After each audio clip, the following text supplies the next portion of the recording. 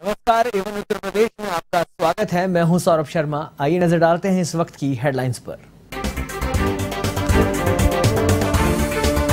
लखनऊ में सीएम आवास पर लगा जनता दरबार। मुख्यमंत्री योगी ने सुनी लोगों की फरियाद, अधिकारियों को दिए आवश्यक दिशा निर्देश।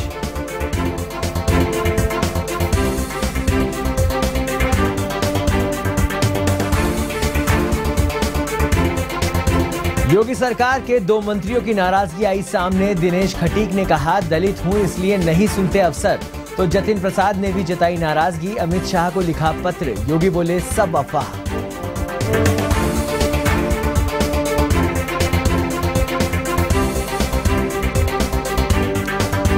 यूपी के रायबरेली में भीषण सड़क हादसा। चलती कार पर पलटा मोरंग से भरा ट्रक। हादसे में पति पत्नी समेत परिवार के 5 लोगों की मौत। ढाबे से खाना खाकर लौटते वक्त हुआ हादसा।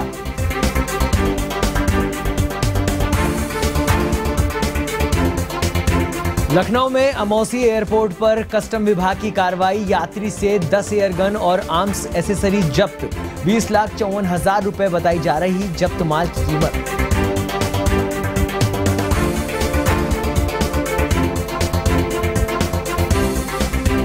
यूपी के लखीमपुर खीरी में 2 पक्षों के बीच झगड़ा। प्रदर्शनी में झूले को लेकर हुए विवाद के लिए खूनी संघर्ष का रूप। एक युवक की पीट कर हत्या।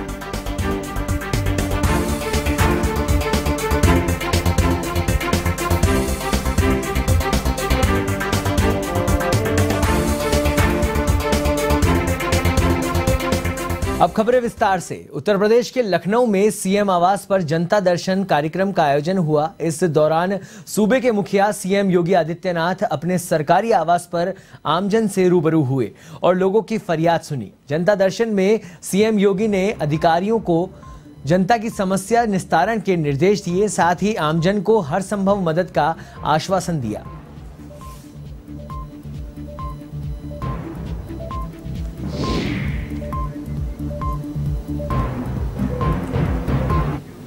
योगी सरकार के मंत्रिमंडल में सब कुछ ठीक नहीं है, यह सवाल सियासी गलियारों में चर्चा का विषय बना हुआ है। इस बीच सरकार में जल शक्ति राज्य मंत्री दिनेश खटीक ने अपना इस्तीफा देश के गृह मंत्री अमित शाह को भेज दिया है। साथ इस्तीफे के साथ एक चिट्ठी भी भेजी गई है। हालांकि सरकार की तरफ से अब तक इसकी पुष्टि नहीं हुई है। सरकार ने इन खबरों को महज अफवाह बताया है। इधर पीडब्ल्यूडी विभाग के मंत्री जतिन प्रसाद भी नाराज बताए जा रहे हैं। ऐसे में जतिन प्रसाद गृह मंत्री शाह से दिल्ली में मुलाकात करेंगे। इधर मंत्री दिनेश खटीक ने चिट्ठी में लिखा, दलित होने की वजह से अफसर मेरी बिल्कुल नहीं सुनते। अभी तक विभाग में मुझे कोई काम तक नहीं मिला है। दलित समाज का राज्य मंत्री होने के कारण उनके किसी भी आदेश पर कोई कार्रवाई नहीं की जाती है, न ही उन्हें सूचना दी जाती है कि विभाग में कौन कौन सी योजनाएं चल रही हैं, उन पर क्या कार्रवाई हो रही है। यूपी सरकार के अफसर दलितों को अपमान कर रहे हैं।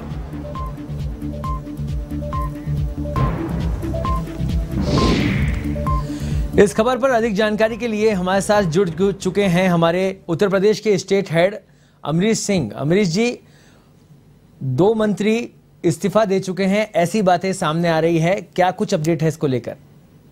देखिए सौरभ, एक चीज जरूर है कि जहां आग होती है वहीं पे धुआं भी नजर आता है, लेकिन यहाँ पे जो हालात है वो अलग है।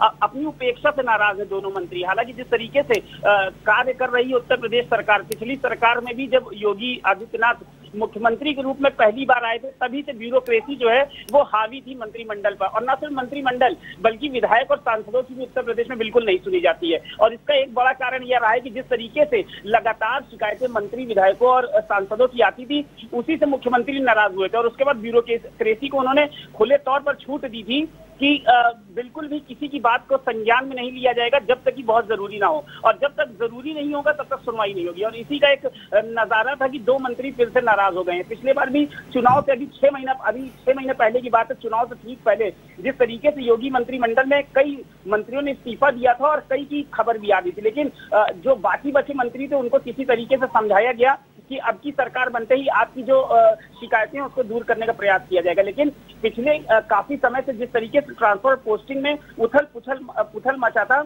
और एक हाहाकार की स्थिति हुई थी, उसी के दृष्टिगत पीडब्ल्यूडी विभाग ने ट्रांसफर कांड में दिल्ली तक हंगामा मचा रखा था और इसी का एक बानगी थे कि सीएम योगी आदित्यनाथ ने फिर से अपना हंटर चलाया और कई अधिकारियों के ऊपर ये गाज गिरी, और खासतौर पे वो गाज तब गिरी जब जितिन प्रसाद के ओएसडी को ही सस्पेंड कर दिया गया, और यहीं से नाराजगी का जो एक पाठ्यक्रम है वो शुरू हुआ। और इस सिलसिलेवार तरीके से जब दिनेश खटीक पर भी बात आई, जो कि राज्य मंत्री हैं जल शक्ति विभाग के, उनकी शिकायत है कि उनकी जो बातें वो अधिकारी सुनते नहीं, उनके उच्चस्थ जो मंत्री हैं वो नहीं सुनते। उनके उच्चस्थ मंत्री कौन है? स्वतंत्र देव सिंह, प्रदेश अध्यक्ष भाजपा, इसके साथ ही साथ जल शक्ति मंत्री, तो हाथ में पावर है, सीएम योगी के नजदीकी हैं।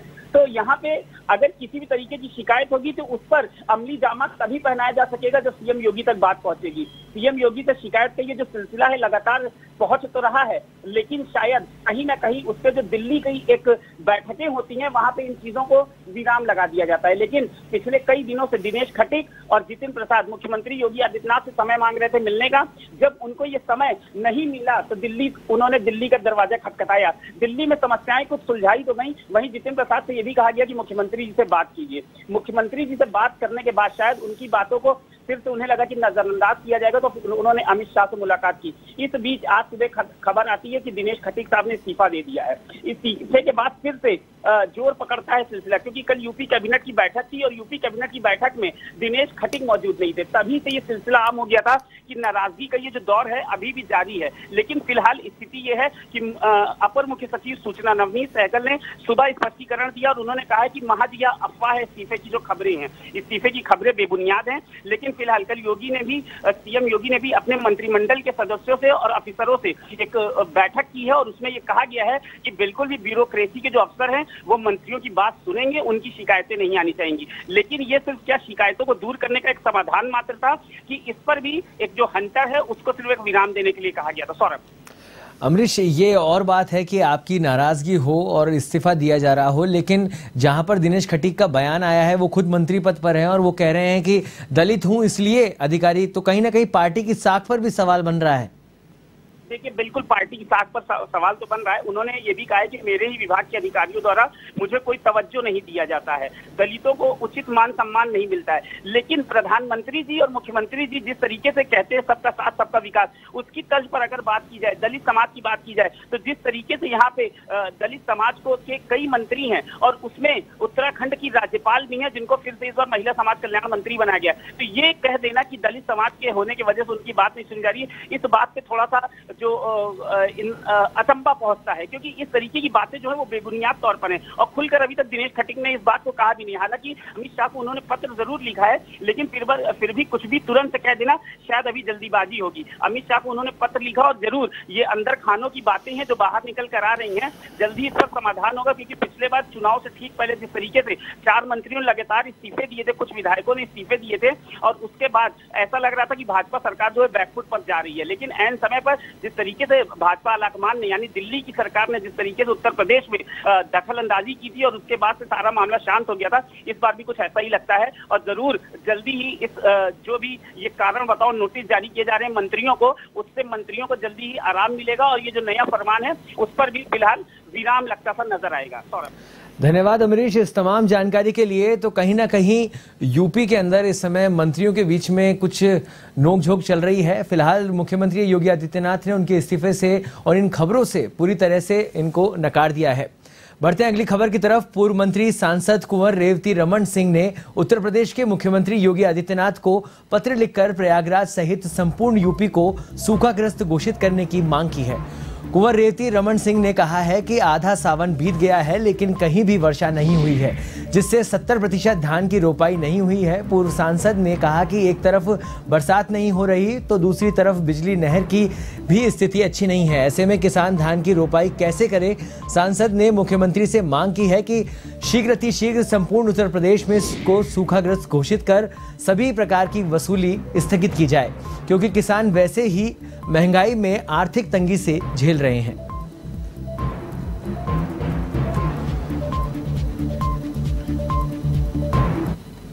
उत्तर प्रदेश के लखनऊ में अमौसी एयरपोर्ट पर कस्टम विभाग ने बड़ी कार्रवाई की है। कस्टम विभाग की टीम ने दुबई से आए यात्री के पास से 10 एयरगन और आर्म्स एसेसरीज को जब्त किया है।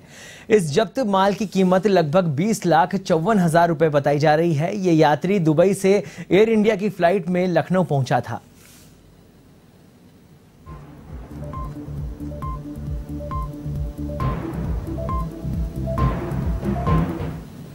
उत्तर प्रदेश के रायबरेली में लखनऊ प्रयागराज हाईवे पर भीषण सड़क हादसा हुआ। यहां मोरंग से भरा एक ट्रक बेकाबू होकर चलती कार पर पलट गया। इससे कार में सवार एक ही परिवार के 5 लोगों की मौत हो गई, जबकि 3 लोग घायल हैं। मृतकों में पति पत्नी 2 बच्चे भी शामिल हैं। घटना के बाद घायलों को इलाज के लिए जिला अस्पताल में भर्ती कराया गया। यह हादसा बदोखर थाना क्षेत्र के कृपालू इंस्टीट्यूट के पास हुआ। बता दें कि जिला मुख्यालय से 7 किलोमीटर दूर रायबरेली प्रयागराज हाईवे पर बाबा ढाबा है, जहां राकेश अग्रवाल अपनी पत्नी सोनम अग्रवाल और बच्चों के साथ खाना खाने गए थे। वहीं उनके साथ छोटा भाई रचित और उसका परिवार भी था। सभी खाना खाकर अपनी कार से घर लौट रहे थे। तभी बदोखर थाना क्षेत्र में मोरंग से भरा ट्रक अचानक कार पर पलट गया। ऐसे में कार के परखच्चे उड़ गए। फिलहाल घायलों का इलाज जारी है।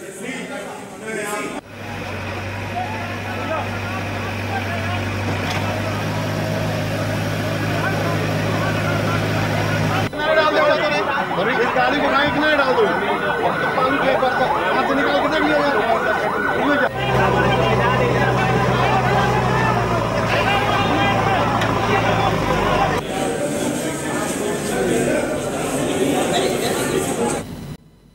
खबर यूपी के शाहजहांपुर से है, जहां मेडिकल कॉलेज में उस समय सनसनी फैल गई जब मेडिकल कॉलेज के वार्ड में भर्ती मरीज का शव सड़क किनारे मिला। बताया जा रहा है कि यह मरीज 13 जुलाई को एक्सीडेंट होने पर भर्ती कराया गया था। मामला कोतवाली चौक थाने के मेडिकल कॉलेज का है। फिलहाल मरीजों की निगरानी करने वाले स्वास्थ्य कर्मियों पर सवालिया निशान खड़े हो रहे हैं। वहीं पुलिस मामले की जांच में जुटी है।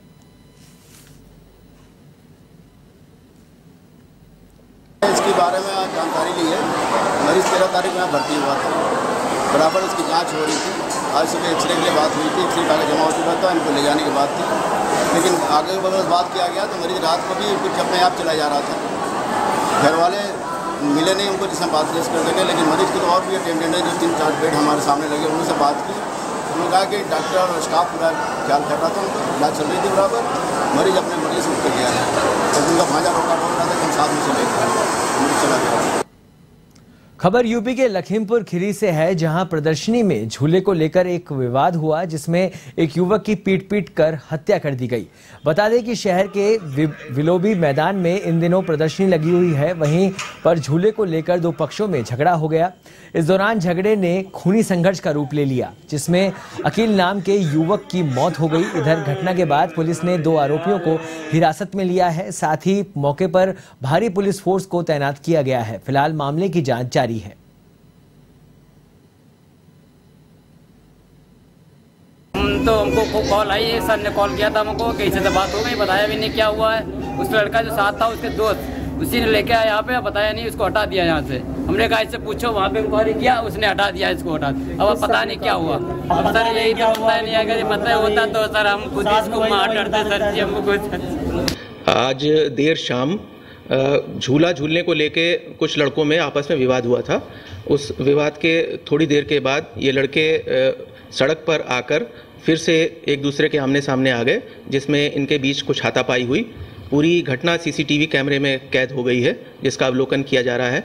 उसी हाथापाई में एक लड़का गंभीर रूप से घायल हो गया था, जिसको तत्काल अस्पताल पहुंचाया गया, जहां पर उसको मृत घोषित कर दिया गया है। इस पूरी घटना में मारपीट करने वाले 2 मुख्य आरोपियों को हिरासत में लेके उनसे पूछताछ की जा रही है एवं घटना का सीसीटीवी कैमरे का जो फुटेज है उसका अवलोकन किया जा रहा है और इसके बाद वैधानिक कार्रवाई की जाएगी। आगरा में बेरहम पति का वीडियो सोशल मीडिया पर वायरल हो रहा है। इस वीडियो में एक कलयुगी पति अपनी पत्नी के साथ मारपीट करते नजर आ रहा है। वहीं वीडियो वायरल होने के बाद महिला के भाई ने पुलिस थाने में शिकायत दर्ज कराई है। पूरा मामला सिकंदरा थाना इलाके का बताया जा रहा है।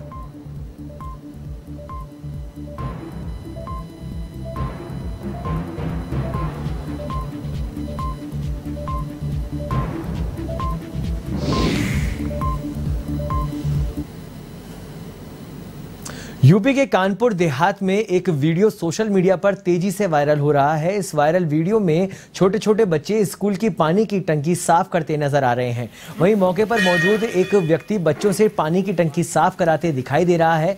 इस वायरल वीडियो को देखने के बाद स्थानीय लोग विद्यालय प्रबंधन पर कार्रवाई की मांग कर रहे हैं, तो वहीं बेसिक शिक्षा अधिकारी ने वीडियो की जाँच कर कार्रवाई करने की बात कही है। ये आपका डेरापुर में कौन सा ग्राम पंचायत आपने बताया? अकारू में। ठीक है, तो ऐसा है, बीओ के माध्यम से इसकी जांच करवाते हैं और अगर इसमें सत्यता है तो कठोर कार्रवाई की जाएगी, जो हेडमास्टर है उनके खिलाफ भी। और आगे से, क्योंकि हम लोग का अब ये प्लान चल रहा है कि हम औचक निरीक्षण करने जा रहे हैं, तो उसके माध्यम से भी लोगों के अंदर एक ये डर होगा कि समय से स्कूल आएंगे, बच्चों से काम नहीं कराना है, जितने पैरामीटर्स हैं कायाकल्प के उनको संतृप्त करना है, तो इस तरीके की चीज़ें में सुधार देखने को मिलेगा। बिल्कुल, इसके लिए कर्मचारी होते हैं जो सुबह साफ़ सफाई करते हैं। ऐसे स्कूलों की भी खबरें अगर आ रही हैं जहां साफ़ सफाई समय से नहीं हो रही है और बच्चों से सफाई कराई जा रही है, उसकी भी एक लिस्ट बनाई जाएगी और कठोर कार्रवाई की जाएगी हेडमास्टर के खिलाफ। और जो भी टीचर्स के साथ में अगर मिला है, चाहे वो उसका सहायक अध्यापक है या शिक्षा मित्र हैं, कोई भी हैं, उन सब के खिलाफ कठोर कार्रवाई होगी, ताकि आगे से इस तरीके की न्यूज़ नहीं आनी चाहिए। उत्तर प्रदेश के गोंडा में एक विवाहिता ने ससुराल पक्ष पर दहेज प्रताड़ना का आरोप लगाया है। विवाहिता के मुताबिक शादी के 1 साल बाद ही ससुराल पक्ष के लोगों ने दहेज की मांग को लेकर प्रताड़ित करना शुरू कर दिया। ऐसे में जब वो पिता के साथ पुलिस थाने में शिकायत दर्ज कराने पहुंची तो लौटते वक्त पति सारिक खान ने उससे अभद्रता की और तेजाब से हमला करने के लिए धमकी दे दी, जिसके चलते विवाहिता ने पुलिस में सुरक्षा देने और आरोपी पति को गिरफ्तार करने की मांग की है।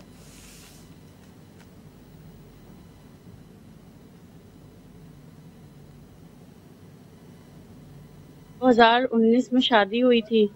फिर जो है उसके बाद मेरे ससुराल वाले हमको बहुत परेशान करते थे, बहुत ज़्यादा परेशान करते थे। फिर हम प्रेग्नेंट हो गए। फिर जो है 2:30 बजे रात में हमको घर से बाहर निकाल दिया। 8वां महीना चल रहा था। फिर हम अपने घर आ गए। फिर डिलीवरी का भी मतलब चीज़ नहीं किया, बच्चे से ना मिले ना जुले, और हम अपने मैके ही। और फिर जो है ना हमको कभी लेके गए, ना मेरा कोई खर्चा उठाना। बाद उन्होंने शादी भी कर लिया और उसके बाद भी वो धमकी आते हैं, कहीं भी मिलते हैं तो जो है धमकी देते हैं। अभी कल की वारदात है कि कल जो है हमको जो है उन्होंने धमकी दिया है कि हम तेज़ाब फेंक देंगे और तुम्हारी ज़िंदगी बर्बाद कर देंगे, और जो है हमको बस परेशान करते चले जा रहे हैं। शादी भी कर ली उन्होंने दूसरी। कोई कार्रवाई हो, क्योंकि अभी तक मेरी कोई कार्रवाई और कोई भी चीज़ बढ़ी नहीं है आगे। जी, मेरी एफआईआर हो चुकी है। मेरा जो है उत्तर प्रदेश के लखीमपुर खीरी में हुई तेज बारिश से लोगों को उमस भरी गर्मी से राहत के साथ ही नगर पालिका के दावों की पोल खुल गई है। दरअसल पलिया नगर क्षेत्र में जल निकासी की व्यवस्था नहीं होने के चलते जगह जगह जल भराव हो गया, जिससे लोगों को आवागमन में काफी परेशानियों का सामना करना पड़ रहा है। ऐसे में नगर पालिका प्रशासन के खिलाफ आक्रोशित लोगों ने विरोध प्रदर्शन किया। लोगों ने बताया कि नालियों की साफ सफाई ना होने के चलते गंदा पानी सड़कों पर आ जाता है। वहीं तेज बारिश से लोगों के घरों और दुकानों में भी पानी भर जाता है। साथ ही लोगों के ने नगर पालिका प्रशासन पर आरोप लगाया कि कई बार नगर पालिका के अधिशासी अधिकारी को कई बार अवगत कराया गया, लेकिन नगर पालिका प्रशासन मौन बना हुआ है।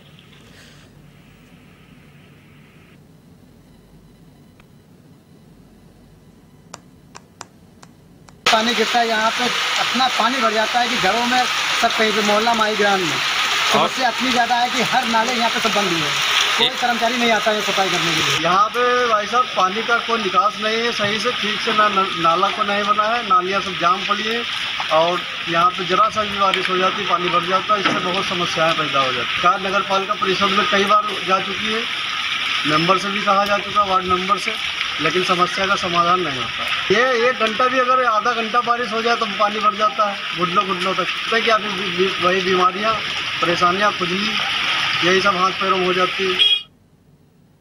एवन उत्तर प्रदेश में फिलहाल इतना ही। देश और दुनिया की तमाम खबरों के लिए आप देखते रहिए A1 TV।